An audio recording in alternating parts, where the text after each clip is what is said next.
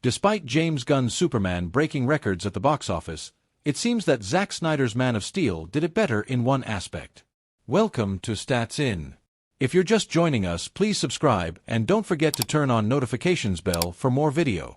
When Superman started, I immediately noticed that Gunn was using the same thing that he had been using in almost all of his movies: pop songs.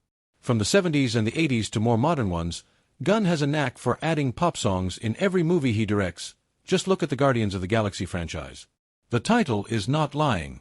I did watch James Gunn's Superman 3 times to appreciate and compare the things that Gunn had to offer with his take on the iconic character of Man of Steel. From the cinematography to who understands the character better, I watched it once for enjoyment, a second time as a wannabe film critic, and the third time because I had nothing better to do. Well, comparing Zack Snyder and James Gunn's movies, we do have a winner between the two, James Gunn, by the way. But there is one aspect where Zack Snyder's Man of Steel was able to beat the DCU flick. Adding salt to the wound, Snyder beat James Gunn at something which the director is particularly known for in his movies. During fight scenes and moments of awesomeness, Gunn decided to up the fun by adding some iconic songs, which gave the film an overall hopeful feel. Superman's soundtrack was something that I enjoyed, as Gunn's attempt to lift the DCU seemed to be successful so far. The movie starts with a reworked version of John Williams' iconic Superman main theme, which felt like a familiar touch to something new. However, as the movie progressed, several licensed songs started playing in the background. No offense to James Gunn's Spotify playlist, but it just felt better when legendary composer Hans Zimmer sat on his piano and tuned out some of the finest tracks and score that redefined Henry Cavill's Man of Steel. Hans Zimmer's Flight, Look to the Stars, and What Are You Going to Do When You Are Not Saving the World are some of the notable pieces of music that set up the grim and darker tone of Man of Steel that Zack Snyder was dearly hoping for. With that being said, however, something was missing from the James Gunn flick that I couldn't quite get. Upon my third watching, I realized that although Superman's music was good, it wasn't as good as Zack Snyder's Man of Steel. The iconic score by Hans Zimmer, Henry Cavill's first flight as the Man of Steel, and even the fight scenes were truly amazing in Zack Snyder's Man of Steel, and that is what was missing from the James Gunn flick. Do you think Superman's music was better than Man of Steel's? Let us know your thoughts in the comments below. Even in the fight scenes, the intense and grave music played a key role in upping the stakes because every scene felt like the final moment for Henry Cavill's Man of Steel. On the other hand, James Gunn's choice for music and songs felt more like a temporary fight that will end up with Superman winning the battle. Although fans weren't happy about the darker take that Zack Snyder had for Man of Steel, one thing I have to admit is that Hans Zimmer indeed knows what he was doing with the score. Despite being known for his choice of songs in his movies, which are always good, Zack Snyder beat James Gunn at his own game with Hans Zimmer as the music composer. Man of Steel's Henry Cavill Superman has his fair share of flops more than box office hits. Welcome to Stats In. If you're just joining us, please subscribe and don't forget to turn on notifications bell for more video. Then there's the James Bond speculation. For years, Cavill was rumored as a potential successor to Daniel Craig, but so far, the rumors have remained just, well, rumors. And while Cavill's performances continue to showcase his acting prowess, many of his projects couldn't capitalize on the actor's power.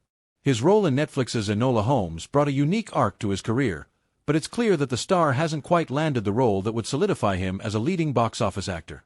While his journey seems more of a roller coaster than a steady flight upward, Cavill needs to find his next truly iconic role that will show he's got more to offer than just strength and a hard-to-miss jawline. When we hear the name Henry Cavill, we often picture that iconic red cape, the S on his chest, and the powerful figure of Superman soaring through the skies.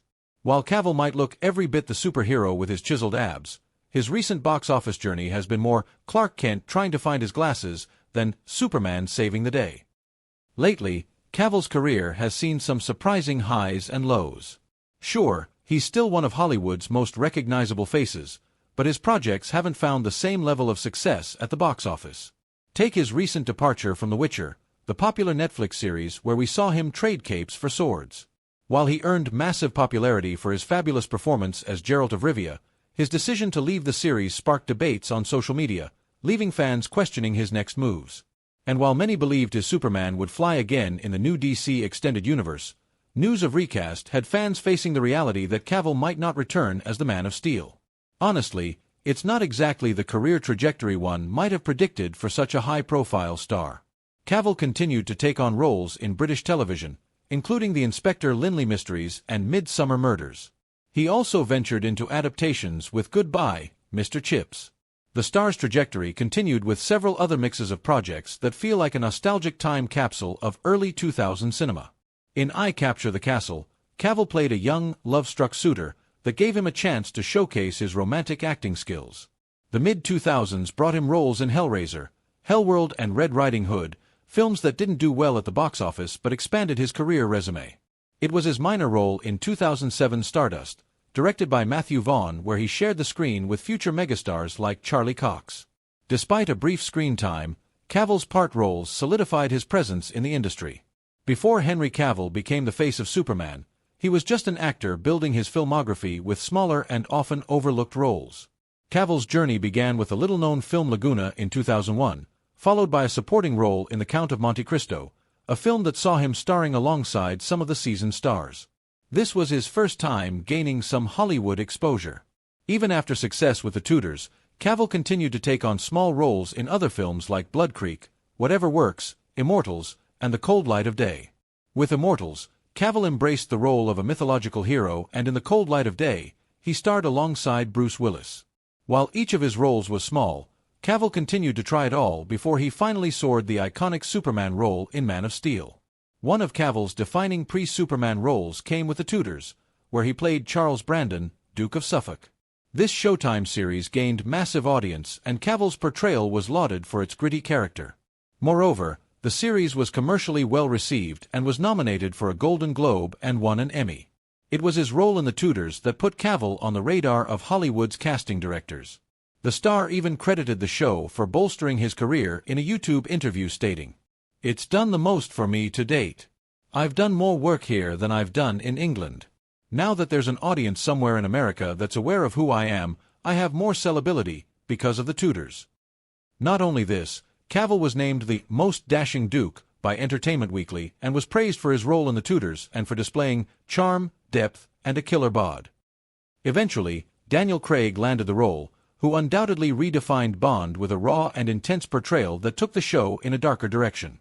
Moreover, this action spy thriller was a box office hit, grossing $616 million against a production budget of $150 million. Definitely, if it had been given to Cavill, it would have landed him at the top of the industry. Following his rejection for the James Bond role, he was later considered to play Superman in 2004's Superman, Flyby. Mick G was initially on board to direct, with James Gunn wants one particular Green Lantern as the focus of his upcoming show might put Batman's on-screen chemistry in danger. Welcome to Stats In. If you're just joining us, please subscribe and don't forget to turn on notifications bell for more video. After the success that Superman has witnessed within just a week of its release, director and co-CEO of DC Studios James Gunn has set his sights on the year of 2026. The next part of his plans deals with preparing for the Wonder Woman movie that's in the pipeline, and then it's the Lanterns. After the successful release of DCU's Superman, James Gunn will soon resume work on the upcoming projects in the DCU, including the highly anticipated series Lanterns. And with his interview on CBS Mornings, he revealed that the focus of this series will be on Jon Stewart's version of the Green Lantern. He said, "We go into Supergirl